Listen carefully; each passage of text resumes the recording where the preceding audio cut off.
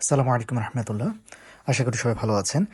আরেকজন বোন খুব ইম্পর্ট্যান্ট একটা প্রশ্ন করেছেন আমার ব্লাড গ্রুপিং নিয়ে যে টিউটোরিয়ালটা আমি দিয়েছিলাম সেখানে তিনি জানতে চেয়েছেন যে ওনার বাবার ব্লাড গ্রুপ ছিল ও পজিটিভ এবং মায়ের ব্লাড গ্রুপ হচ্ছে B positive,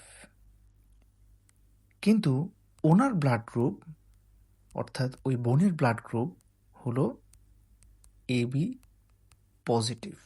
how does it possible? আসলে এটা খুবই খুবই রেয়ার এবং এটা প্রতি মিলিয়নে মাত্র 4 জনের হয় এরকম দেখা গিয়েছে। তো এই ক্ষেত্রে এরকম সিচুয়েশন যদি হয় তাহলে আমরা প্রথমে যেটা চিন্তা করব যে আমাদের ব্লাড গ্রুপিং টেস্টে কোনো ভুল হচ্ছে কিনা। আমরা আবার রিপিট করব, মায়ের ব্লাড গ্রুপ করব, বাবার ব্লাড গ্রুপ করব এবং আবার যেই তার সন্তানের ব্লাড গ্রুপ করব, করে আমরা কনফার্ম হব যে আমাদের ব্লাড গ্রুপিং টেস্টে কোনো রিপোর্টিং ভুল হচ্ছে না। এরপরও যদি দেখা যায় যে না, হ্যাঁ এটাই, যে বাবার ব্লাড গ্রুপ ও পজিটিভ, মায়ের ব্লাড গ্রুপ বি পজিটিভ, কিন্তু সন্তানের ব্লাড গ্রুপ আসলো এ বি পজিটিভ, তাহলে এটা কীভাবে সম্ভব? এটা খুবই রেয়ার। তো এই ক্ষেত্রে কয়েকটা রেয়ার টাইপস আমরা ডিসকভার করেছি। এর মধ্যে অন্যতম হচ্ছে দ্য বোম্বেজ ফেনোটাইপ। এটা এই এবিও ব্লাড গ্রুপিংটা সর্বপ্রথম ডিসকভার করা হয় ইন্ডিয়ার বোম্বেতে। সেই অনুসারে এটা নাম দেওয়া হয় বোম্বেজ ফেনোটাইপ। এখানে যে বেসিক ঘটনাটা ঘটে এটা বুঝতে হলে আপনাদেরকে এই ডায়াগ্রামটা একটু দেখতে হবে, তাহলে আপনাদের একদম ক্লিয়ার হয়ে যাবে ইনশাল্লাহ। আমাদের এই যে এ অ্যান্টিজেন, বি অ্যান্টিজেন অর্থাৎ A blood group, B blood group, এগুলো আমরা কিভাবে বুঝি?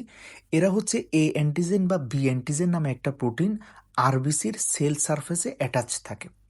এখন এই এ অ্যান্টিজেন বা বি অ্যান্টিজেন এটা আরবিসির সাথে সরাসরি অ্যাটাচড হতে পারে না, এটা আবার একটা ইন্টারমিডিয়েট প্রোটিন দিয়ে অ্যাটাচড হয়। যেমন দেখেন, এটা হলো আমাদের আরবিসি এবং এই যে রাউন্ড শেপ দেখতে পাচ্ছেন এটা হলো আমাদের এ অ্যান্টিজেন, অর্থাৎ এটার কারণে আপনার ব্লাড গ্রুপ এ হচ্ছে। কেমন? ঠিক একইভাবে এখানে যদি তাকান দেখেন, এখানে একটু আরেকটা ভিন্ন শেপের আপনার অ্যান্টিজেন দেখতে পাচ্ছেন, অর্থাৎ বিটাকে বোঝানোর জন্য আরেকটা শেপ দেয়া হয়েছে, আর কিছু না। তাহলে দেখেন এখানে এ অ্যান্টিজেন অথবা বি অ্যান্টিজেন যাই বলেন না কেন, এরা কি সরাসরি আরবিসির সাথে অ্যাটাচড, নাকি মাঝখানে ওদের একটা ইন্টার কানেক্টেড প্রোটিন আছে? এই যে ইন্টার কানেক্টেড প্রোটিন, এক্স্যাক্টলি এই যে এই যে এই যে ইন্টার কানেক্টেড প্রোটিন, এটার নাম হলো এইচ অ্যান্টিজেন।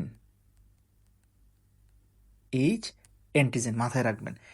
এখন এই বোম্বেস এবিও ব্লাড গ্রুপিংয়ে যে প্রবলেমটা হয় যে তাদের ক্ষেত্রে এই এইচ অ্যান্টিজেনটা তৈরি হয় না, এইচ অ্যান্টিজেনটা তৈরি হয় না। ফলে ঘটনাটা কি ঘটে, খুবই কেয়ারফুলি একটু খেয়াল করেন। ঘটনাটা কি ঘটে যে ধরেন আপনার বাবার ক্ষেত্রে, অর্থাৎ উনি তো আমার আঙ্কেল হয়, আঙ্কেলের ব্লাড গ্রুপের ক্ষেত্রে যেটা হলো যে আঙ্কেলের ব্লাড গ্রুপ ছিল ও পজিটিভ। আল্লাহ তালা ওনাকে জান্নাত নসিব করুক।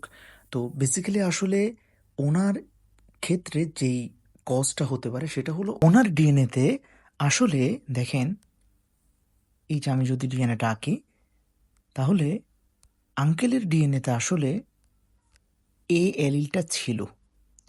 তাহলে ছিল না কি? ছিল না ওই যে এইচ অ্যালিলটা।